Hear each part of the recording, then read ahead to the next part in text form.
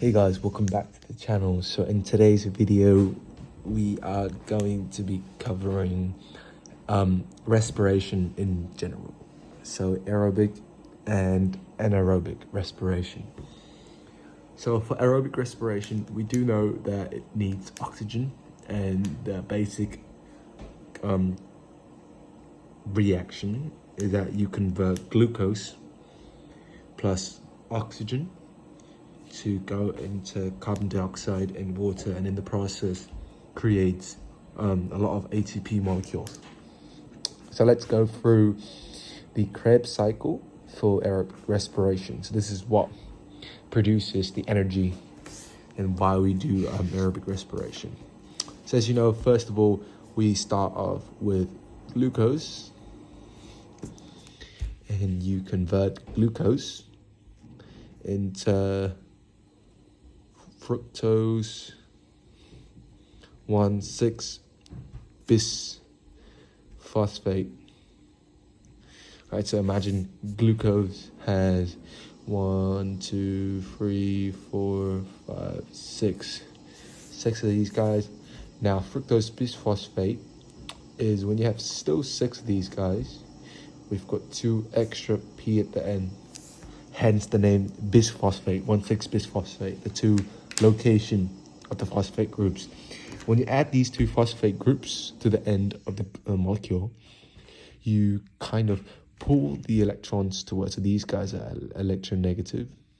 They pull electrons towards them to stabilize the structure, so weakens the bond in the middle. So what eventually happens is that this middle bond breaks, and you get 2 times, so we've got 2 of them, G3P. This is glyceraldehyde through triose phosphates, or also known as triose phosphate. G3P, or 2 times TP triose phosphate. This is what you get to 2 of these molecules right here.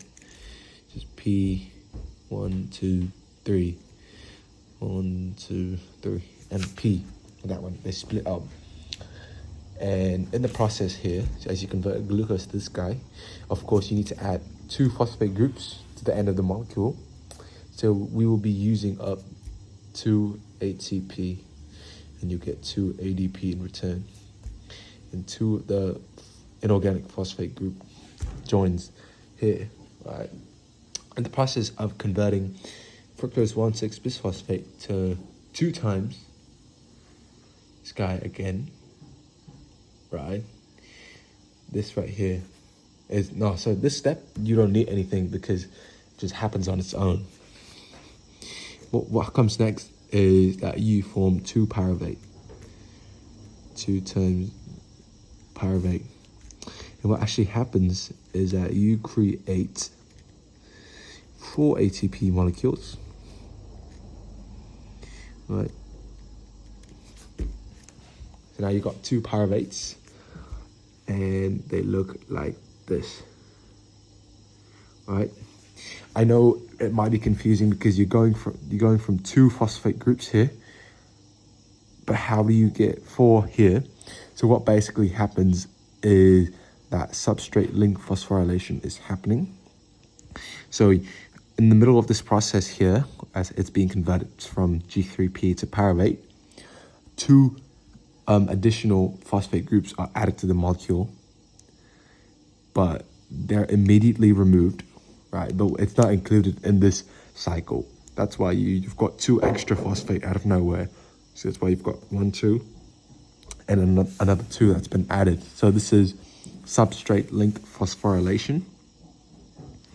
When you create ATP by transferring inorganic phosphate molecules from another reaction. So for example, in this case, you're making ATP, right? You're gaining the phosphate group and the energy to do it from the reaction of G3P converting to pyruvate. And this is how you do it. So 4 ADP to 4 ATP, so 4 inorganic phosphate groups. So 2 inorganic phosphate groups for each molecule of G3P to convert to 1 pyruvate. So 2 of these guys, we need 4 phosphate groups. And also in the process, you will be, this is oxidization. This process right here is being oxidized. So you're giving out, you're forming, so one of this molecule is oxidized to pyruvate. That's why one of the NAD molecule is reduced to NADH. This is the coenzyme, by the way. So again, one G3P molecule, when converted to a pyruvate molecule, gives out 2 phosphate group and gives out a hydrogen atom. Right, so it's therefore being oxidized and also losing 2 phosphate groups. That's why in total you've got 4 phosphate groups here and 2 NAD to 2 NADH here. Right now this entire thing is called glycolysis. Right, so this reaction right here is glycolysis. And this happens in the cell membrane. Cytoplasm.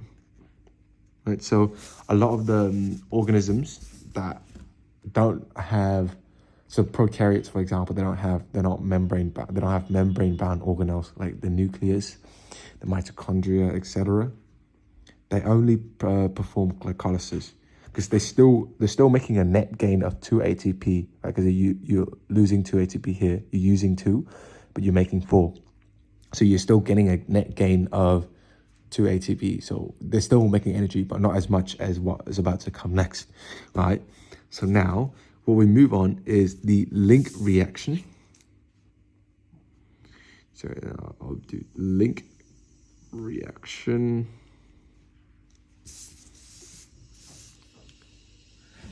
So the link reaction now happens in the matrix of the mitochondria, the mitochondrial matrix, basically.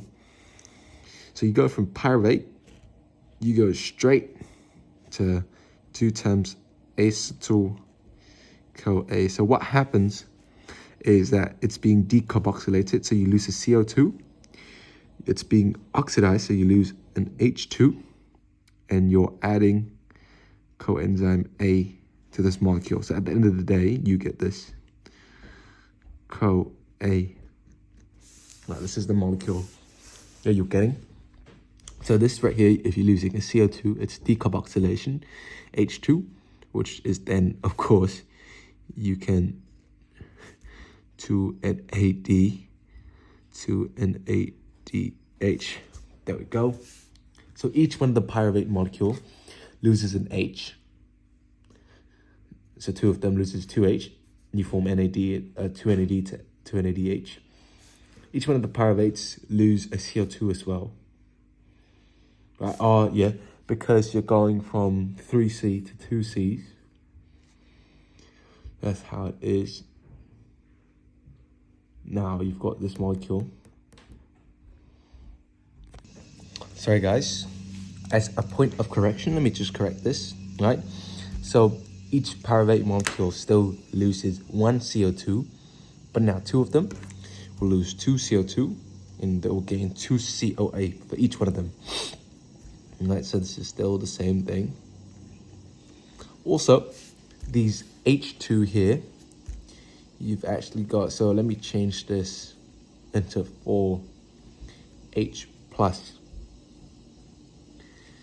Right, because what happens now is that the NAD doesn't take up both the things. So actually, or you can write 2H2, basically 2H2. Each one of the pyruvate molecules loses an H2. Right, so what happens is you go from NAD plus 2H plus H2. You form NADH plus H plus. So this is the reaction right here. It doesn't take up both hydrogen atoms, but it takes up one, and the other one's released into the matrix as an H plus ion. All right, so this is the link reaction. Now you're entering into the Krebs cycle. All right, so this is Krebs cycle, which also happens in the matrix. You go from 1, 2, 3, 4 oxaloacetate add it to acetyl-CoA, and you form citrate. So it's now 1, 2, 3, 4, 5, 6. It's now citrate, and in the process, you lose the coenzyme A. So let's go. So this cycle right here is for each one of the acetyl-CoA molecule. So if you've got 2, then I'd have to multiply this entire thing by 2. Here we go. Citrate goes to a 5-carbon molecule. You don't have to know the name of this guy. Just now it goes to a 5-carbon molecule, losing its CO2 and also losing an H. So therefore, the NAD will come in.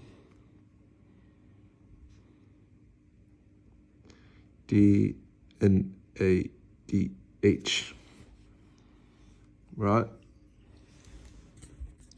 So again, you're losing 2H atom per molecule.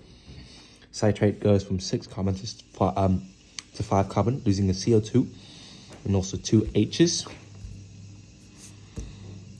So you get NAD and NADH here. Again, you go to a 4 molecule. Same thing happens, CO2, 2H, NAD, NADH. And then you keep going. So now we've got same 4 molecules, so there's just a few more stages. 1, 2, 3, 4. 1, 2, 3, 4, and finally, we're back to the starting point. So this is where it gets interesting, because here, again, substrate-linked phosphorylation, even though there's no phosphate group given out, but the energy when this 4-carbon molecule is converted to this guy provides the energy for a conversion of ADP to ATP. This is, again, another example of substrate-linked phosphorylation. Same as up here, even though this guy provides the phosphate groups themselves, the G3P, this guy doesn't, but it's still classified. They're both classified as substrate-linked phosphorylation because the energy of this reaction and of this reaction allow ADP to be converted to ATP. Here, still being produced 2H, but now you're going from FAD to FADH2. It's a different coenzyme now, still a hydrogen carrier. Now you're finally back to NAD and NADH. Again, more H's coming your way. So this is the extent of Krebs cycle. Right here, Krebs cycle, link reaction, and glycolysis. So what happens to all of these NADs and FADs, these coenzymes, the hydrogen carriers, you ask, is that they are put into what we call an electron transport chain. So let's just draw that right now. So what I want to try and do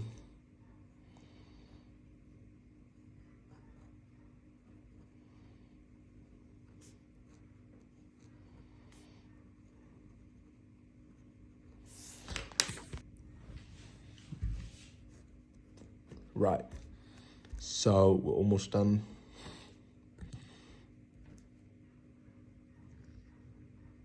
Here we go. This is the electron transport chain.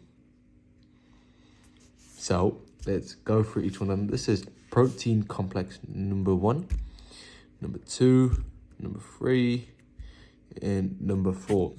2 is just this little guy down here. It's not this upper guy. What happens is that the NAD will deposit their hydrogen here in terms of hydrogen ion and electron. So what happens is that the electron carriers accept hydrogen atom, and they themselves split the atom into proton and electrons, right? And they release their proton and electron not so separately. They're not in the form of an atom, but in the form of a proton, electron here in the protein complexes. So what happens is that they release the hydrogen into, what do you think the space is? Right, so this is, again, the inner mitochondrial membrane. So this is the matrix releases the hydrogen ions into the matrix and releases the electrons, here we go, into the protein complex, number 1, electron. This provides energy for the protein complex, number 1, to actively pump hydrogen ion out from the matrix into the intermembrane space. So remember that mitochondria have an inner membrane and an outer membrane. So this is the space between them, and this is the matrix. The electrons will travel to protein complex number 2, and then 3. 2 is not I forgot the official name, but it's not a whole protein, so it can't transport protons across the membrane. So it'll go to 3, and then 4. All right, so these protein complex 1, 3, and 4 are integral, while number 2 is peripheral. That's why it can't pump H plus across. So same thing again, H plus will be pumped across, right? And then electrons will exit here. And this is when oxygen comes into play, because this is 2 electrons. So here, at protein complex 2, FAD will deposit its electrons, and also again a proton. So now that we've got 2 electrons here, we've also got oxygen, and remember, hydrogen to form water. So at the end of the day, you form water. What happens is that you need 4H plus here, right? Oxygen will act as the final electron acceptor, so that these electron carriers like NAD and FAD can be recycled for these reactions again, for Krebs cycle, for link reaction, for glycolysis again, right? So oxygen acts as final electron acceptor. And this right here is what we call the ATP synthase, my bad, ATP synthase. So remember how we pumped all of these hydrogens across here. So this is the intermembrane space, and this is the matrix, right? So the intermembrane space has a higher H plus concentration compared to the matrix. So the pH in the intermembrane space is lower than the matrix, which sets up a H plus ion concentration gradient. And the ions will flow down through the ATP synthase, and as it moves, facilitated diffusion, it spins the ATP synthase, and ATP is synthesized from here. And this is how you make, this is what the electron transport chain is at the end of the day, with oxygen as the final electron acceptor. And this thing produces about flipping 36 ATP molecules in average, plus 2 up here in glycolysis will give you 38 ATP molecules per glucose, which is very good because your body needs lots of energy. So this is aerobic respiration. Let's go through now anaerobic respiration. So anaerobic respiration, as its name suggests, is we don't have oxygen as the final electron acceptor. So there's nothing there to recycle the electron carriers or the hydrogen carriers, the coenzymes. So what we do now is that it's split into 2 different types of anaerobic respiration that we need to know for biology. is that ethanol production and fermentation. Let's go through each one of them. So for ethanol production,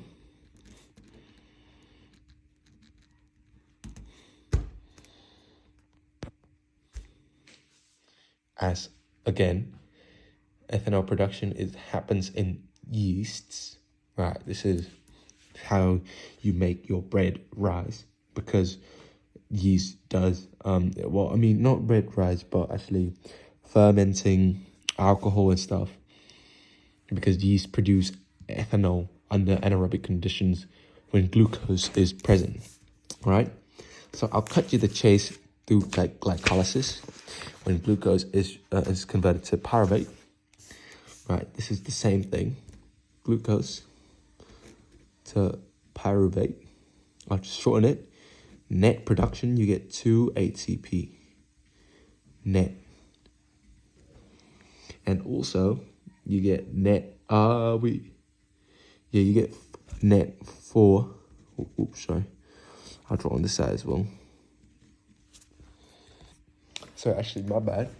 Net gain of 2 ATP molecules and net gain of 1.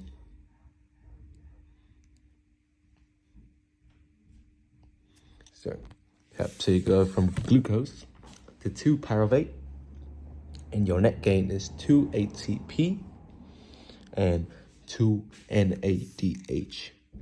You go from 2 NAD to 2 NADH. No, it's a bit cramped, but bear with me here. Right, because this is substrate link phosphorylation, by the way. This is when G3P is being oxidized to form pyruvate.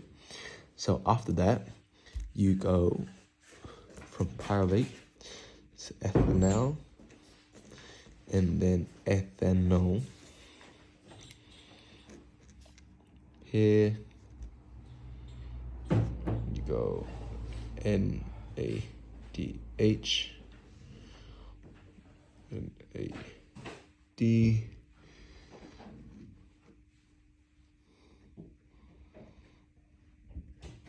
There you go. So of course, the NADH or the NAD will have to accept 2H plus from here, from this guy.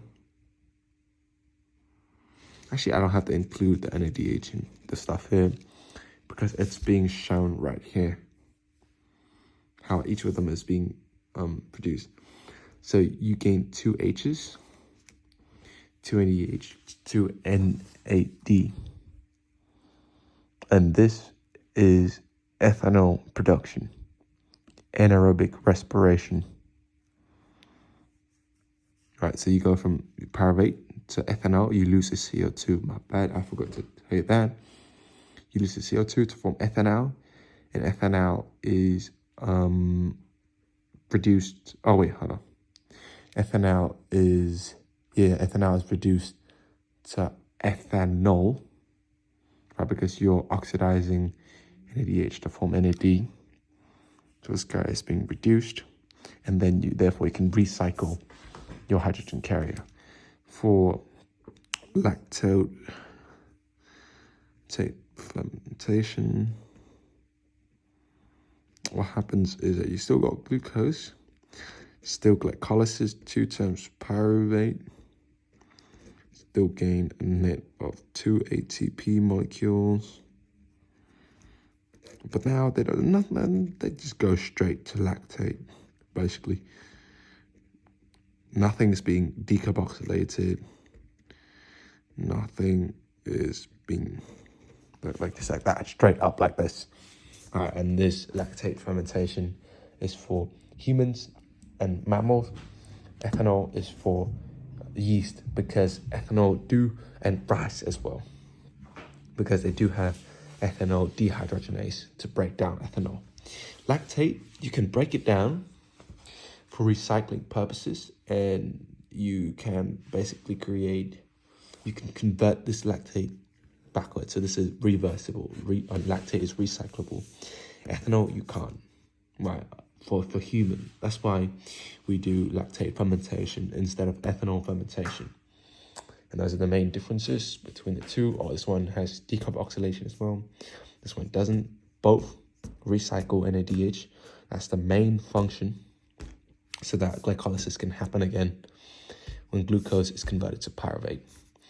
Thank you for watching today's video, and I'll catch you guys on the next one.